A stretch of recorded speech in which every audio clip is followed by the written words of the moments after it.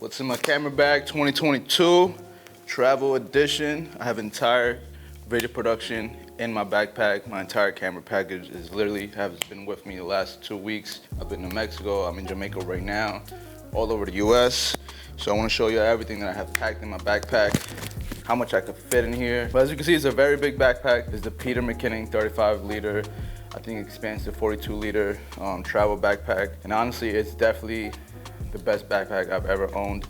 And I used to travel and backpack like as just a backpacker. I did 4 months in Colombia at one point.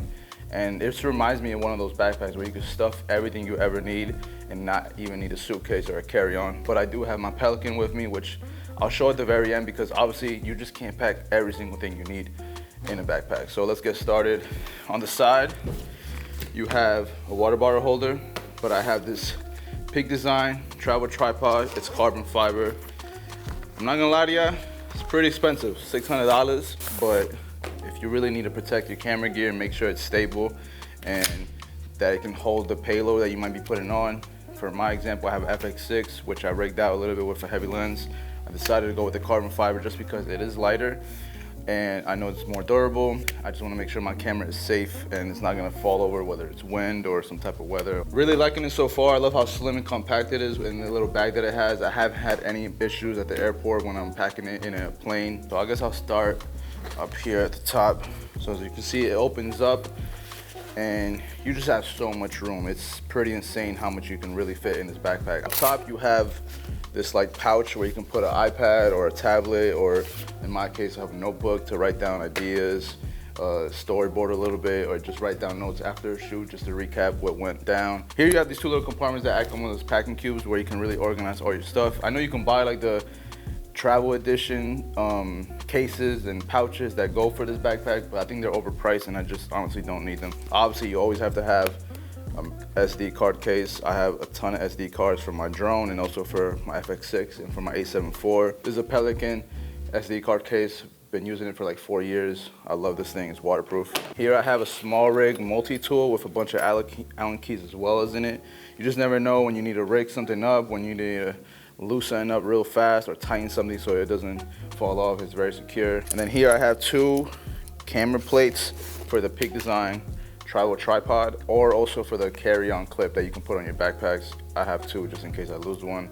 You just never know. You don't want to be in a situation where now you can't put your camera on a tripod because you need a special adapter for it. My second pouch is pretty much dedicated to audio. I have right here the Rode Wireless Go 2 little system. It comes with 2 receivers obviously, but one of my receivers is now not working, so I have to contact Rode. It's pretty annoying. It almost cost me an entire like shoot because of it. And then I have just some clips and some fur cats for the Rode Wireless Go 2. This is my backup audio source. I don't consider this my main source because you'll see I have it right here, but you always need to have audio on hand. So if something's going wrong with your main source, or you just need to live up some other extra people, especially for big events like weddings or documentaries, it's always good to have extra audio with you. This is my XLR to 3.5mm jack for the Sennheiser lav system that I have, the G4. And just allows me to just connect this directly into my FX6 top handle since it doesn't have a 3.5mm jack. Ursa thigh strap. This is essential. Shout out to my guy Justin Porter Media who put me onto this. He really showed me how essential this little piece of fabric is. You basically just wrap it around someone's thigh and then you clip the receiver of the lav onto that and it wraps around it, and then you could just lav up the person, especially a woman, just like right there under their chest, and it just assures you that you have an audio source on the bride as well, and it's not in the way because it's white and it's just all the way at the thigh strap, so it's not like showing on their dress or anything like that. So this is a really essential piece of gear, and it's come in clutch so many times. Ursa circles, sticky circles. I wish they made some for the Countryman V3 lav mic that I'm actually using right now. That's my main lav, but these work just fine. And again, you put your lav mic right here, take off the sticker, and it attaches to someone's skin, and even if they're sweating or they're moving around, that lav mic is not going anywhere. Here we have my main lav source, wireless lav source, which is my Sennheiser G4. These just never fail. The audio that comes out of this is so amazing. And here's my main piece of advice of this whole video is an AirTag. So I have an AirTag right here on this pouch for my audio.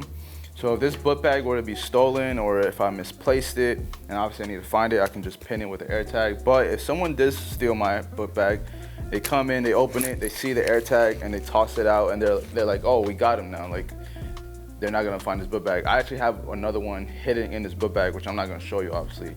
So if someone were to find it, they already think in their minds that they're in the clear because they throw away the AirTag, but there's another one hidden in here.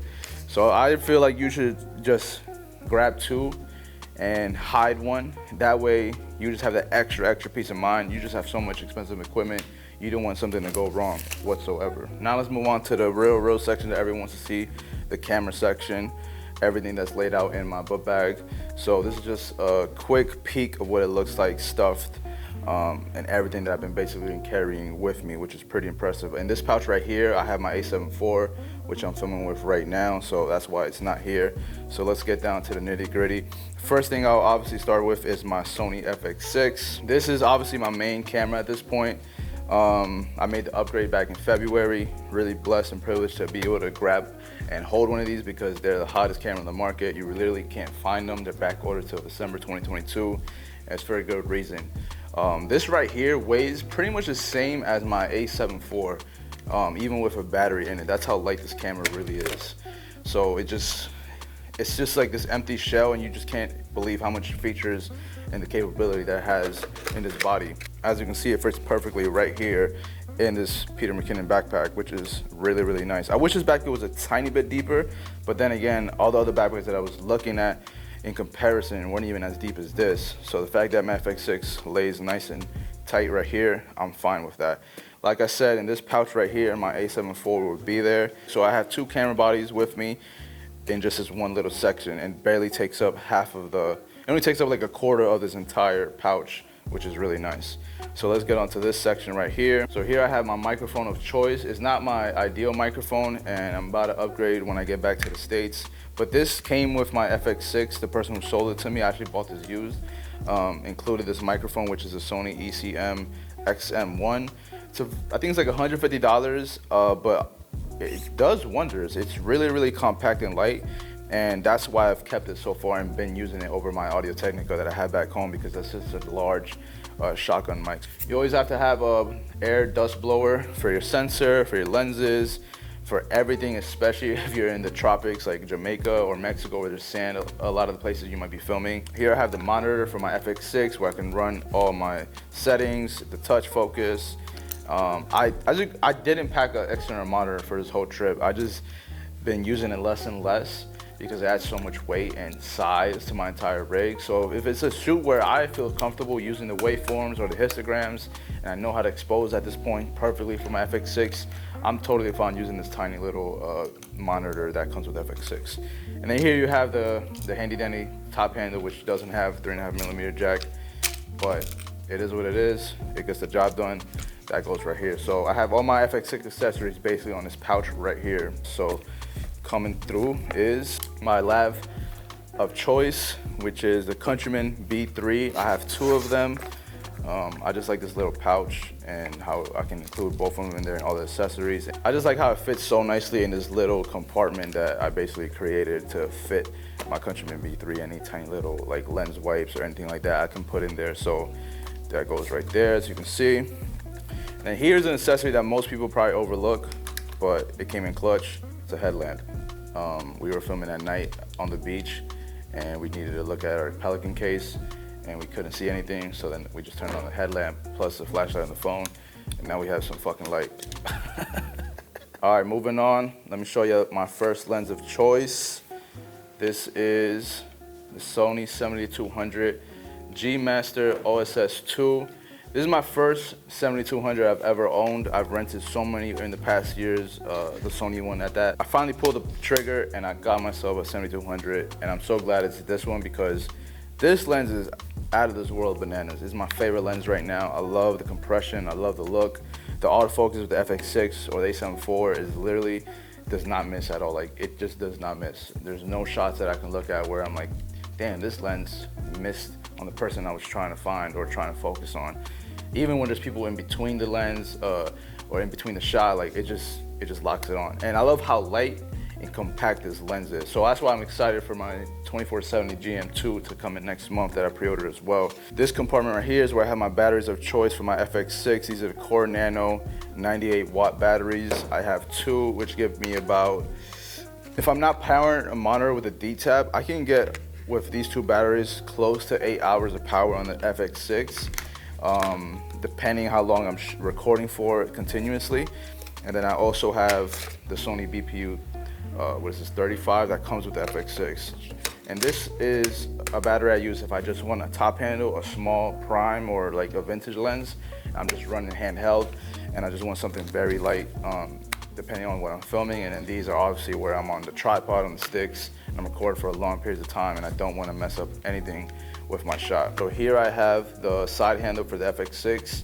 Love the side handle, all the custom buttons, and the record button as well. And it's so comfortable. That's why I use this one that just comes with the FX6. Here I have my battery of choice for my A7 IV, or if I'm renting an A7 III A1.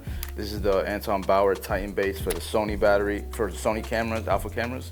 And then this is the dummy battery that goes with it. Right now, this kit is sold out. You can't really find it. So what I did simply was I bought the Titan base for the red camera, I think the red Komodo, and then I bought this separately. It costs more to do it that way, but you don't have to wait for back order. So if you have the funds, highly recommend it. You can go hours recording with this thing and it won't even go to like halfway.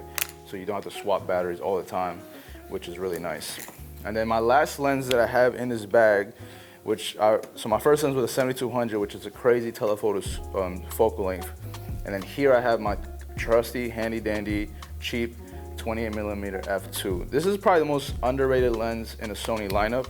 It's the second, I think, most affordable full frame lens for Sony cameras. But it's so small, it's almost a pancake lens. It's f2, which is very rare for something of this size. And then for how compact it is, you run this on a gimbal all day, you're not gonna be exhausted. All right, here's a tiny little compartment in the front where you can stuff like your passport, your ID, your sunglasses, like in my case, or just any essential items like boarding passes, you know, whatever.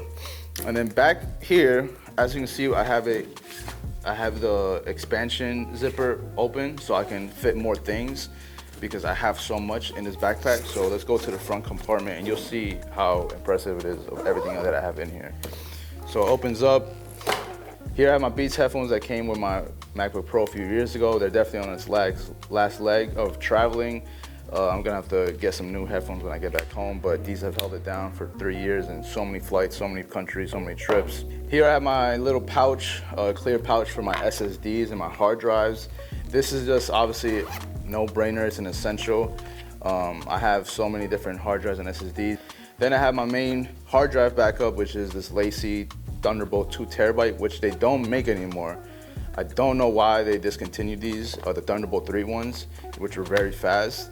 So I'm stuck with like just using this one until I can find a decent replacement. And then my main SSD to back up my MacBook Pro and every project that I'm working on while I'm traveling is a Ssds Extreme Pro. This is 4 terabytes. It's like $450 if you get it on sale. 4 terabytes SSD, I mean, it's amazing. And then here you can also see I have my Ronin S2, my RS2 by DJI. Here's a little, you know, tripod case for it. I have the quick release plate for it right here, stuffed in here. I have some eyeglasses.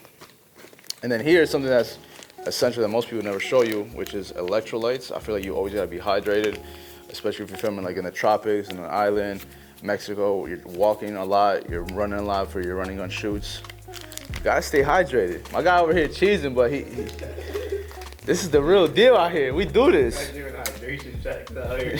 Giving hydration knowledge out here. So last thing, talking about the backpack, because this is a what's in my camera backpack video. This is the backpack that I decided to go with this year. It's by Peter Mckinnon and Nomatic. It's a 35 liter with expansion up to 42 liters. So far, I'm really liking this backpack. I just got it a few months ago. I actually bought it used and it looks brand new. So whoever used it, shout out to y'all, because y'all did not F this backpack up. But right now, I think it's my backpack of choice. It can fit so many things in it. It runs around and looks like a normal backpack, so people in airlines or when I'm in the airplane don't really see it as something that can be, you know, too big, and I'm able to just stuff it either under my suit under my seat, depending on how I have it stuffed, or just overhead, and I get away with that very easily on all these flights. The cushion that it has on the back straps is really nice. Everything is nice and padded back here. And then the last compartment I didn't show ya, which is right here, is the laptop compartment. I fit my 14-inch MacBook Pro, my M1 Max MacBook Pro right here. So if I'm filming out in shoots like this, I'm backing up my footage while we're filming, like halfway through the shoots, just to make sure that we have enough space and that our footage is safe and sound. You never know with sand or for weather or someone just messes up our shoot, anything could go wrong. You always want to be safe. We did use some of this stuff, but most of the stuff I could have just threw in my checked bag and be fine with that, because we didn't even use the drone. Like, we just didn't have time. It was too windy the one time that we tried, and that's kind of how it goes. So thank you for watching. Everything in the backpack will be linked in the description box below. Again, if you have any questions about the cameras that I'm using, what I'm filming, what I'm up to these days, just leave a comment in the comment section below. And thank you for watching, and see you on the next one. Peace.